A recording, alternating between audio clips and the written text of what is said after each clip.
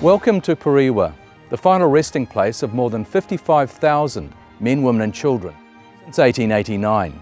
We're proud to be a part of the Auckland Council's Heritage Festival, celebrating the journeys and stories of how our people travelled to Tamaki Makaurau to create a shared future together.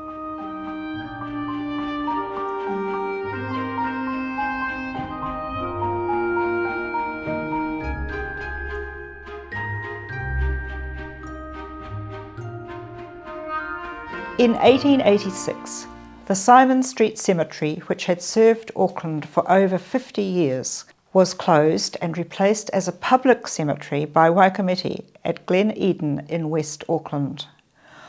Waikomete was accessible by train, but Bishop Cowie, Bishop of the Anglican Diocese of Auckland, thought it was too remote and sought a site for a central Anglican cemetery on church land. The trustees of St John's College Estate agreed to open an area of approximately 50 acres, or 20 hectares, and so Purewa was established.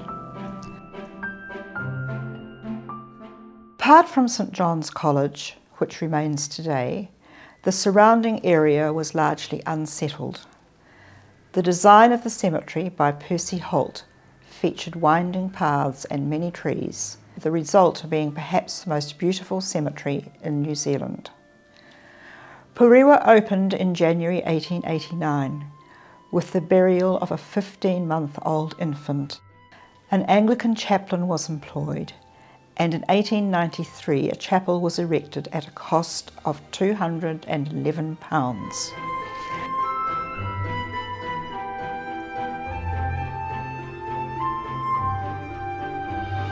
In 1937, the management of the cemetery was passed from the St John's College Trust Board to a new Purewa Cemetery Trust Board, with its members being appointed by the Diocesan Synod.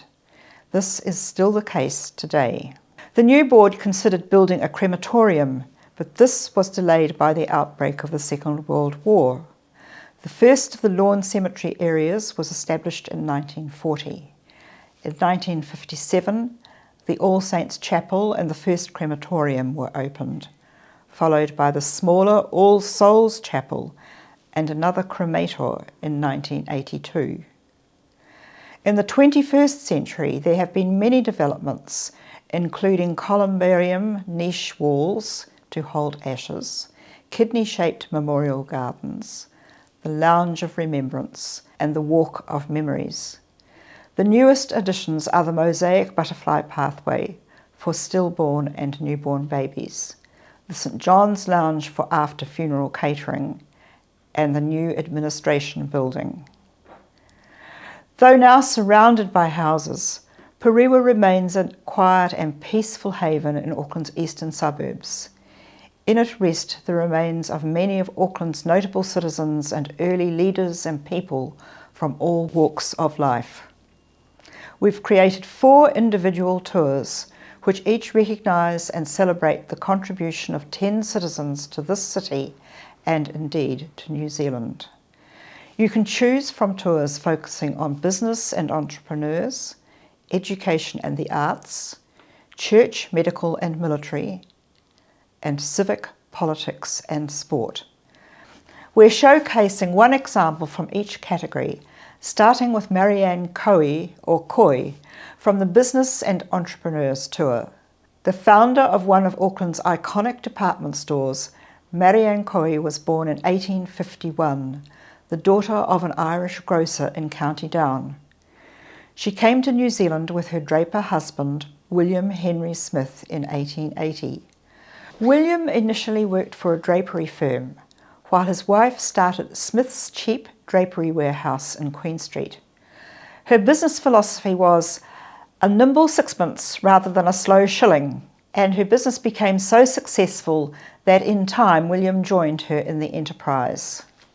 In 1882, her brother Andrew emigrated to New Zealand, and the 3 family members founded Smith & Coe's. Marianne Cowie was a shareholder and played a prominent role in developing the business. As well as having an astute business mind, she was also a generous supporter of many charities and in 1935 was awarded an MBE for her philanthropic work. When she died in 1938, she left an estate of £325,000.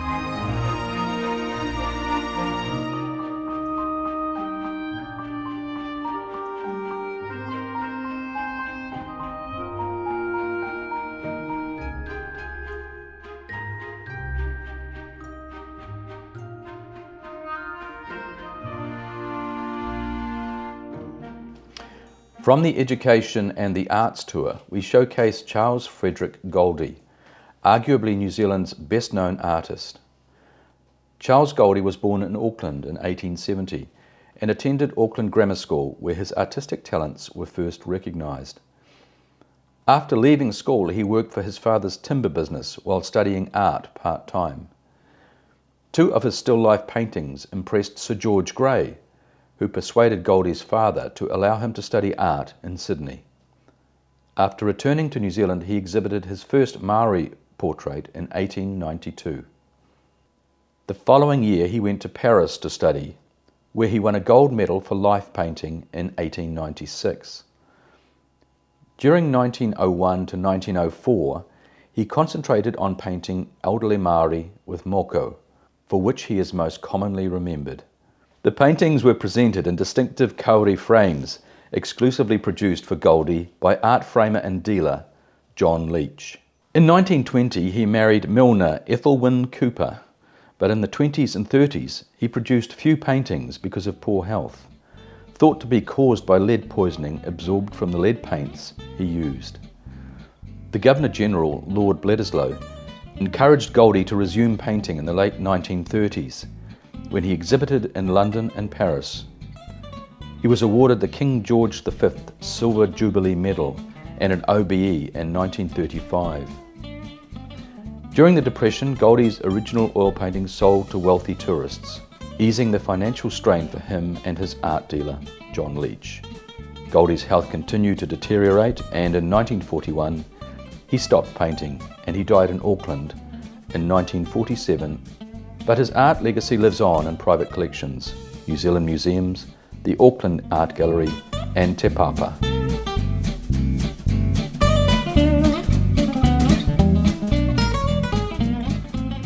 An example from the Church Medical Military Tour is George Dare Dowell, who won the British Victoria Cross in 1857 for gallantry in the face of the enemy during the Crimean War. Born in 1831 in Chichester, England, George Dowell served in the Royal Marine Artillery of the Royal Marines. During the Crimean War, Lieutenant Dowell, then aged 24, was on the HMS Ruby in the Gulf of Finland when an explosion occurred in one of the cutters of the HMS Arrogant, leaving it helpless and drifting towards the Russians on the shore. Lieutenant Dowell took 3 volunteers and under heavy enemy fire went to their assistance, rescuing the captain and crew and towing the stricken vessel out of enemy range. Dowell was one of the first recipients of the Victoria Cross, receiving it from Queen Victoria in Hyde Park in 1857. He later married and emigrated to New Zealand with his wife and 9 children, settling in Remuera, where he died in 1910.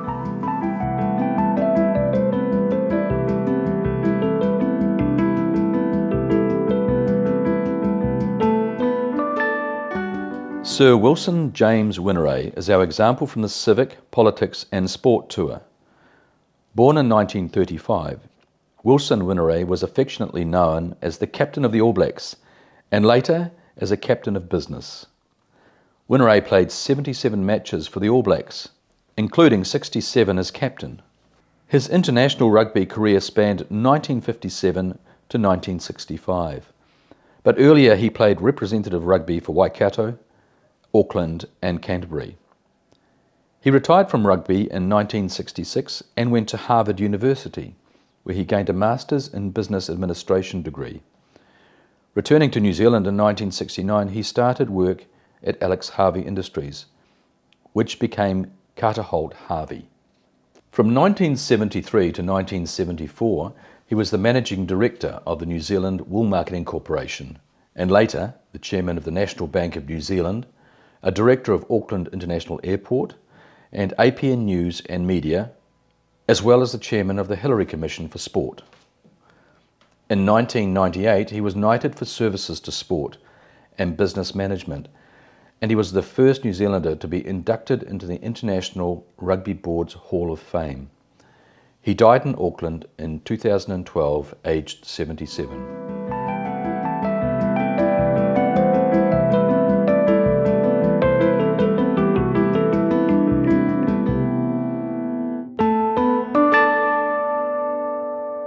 While Purewa is proud of its past, we also pride ourselves on offering families the latest in modern facilities and technology.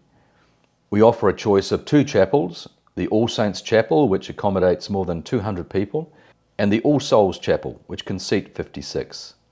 We are the first cemetery in New Zealand to offer families a choice of 2 after-funeral catering lounges. The smaller Lounge of Remembrance and the St. John's Lounge opened in 2017. This year we opened a new purpose-built administration building, nearly twice the size of our previous offices, offering the public and our staff more space and better privacy. A special feature is the Family Quiet Room, which has been furnished by State of Grace funeral directors. Here, grieving families can be taken while arrangements are being made. And of course, there's our beautiful grounds and gardens to be enjoyed by the public, as well as mourning families, and all only 15 minutes drive from central Auckland. I'd like to thank you for joining us at Purewa for Auckland's Heritage Festival. We've enjoyed sharing our part in Auckland's heritage with you. And remember, you're always welcome to wander in our lovely grounds and to revisit the history that lies at peace here.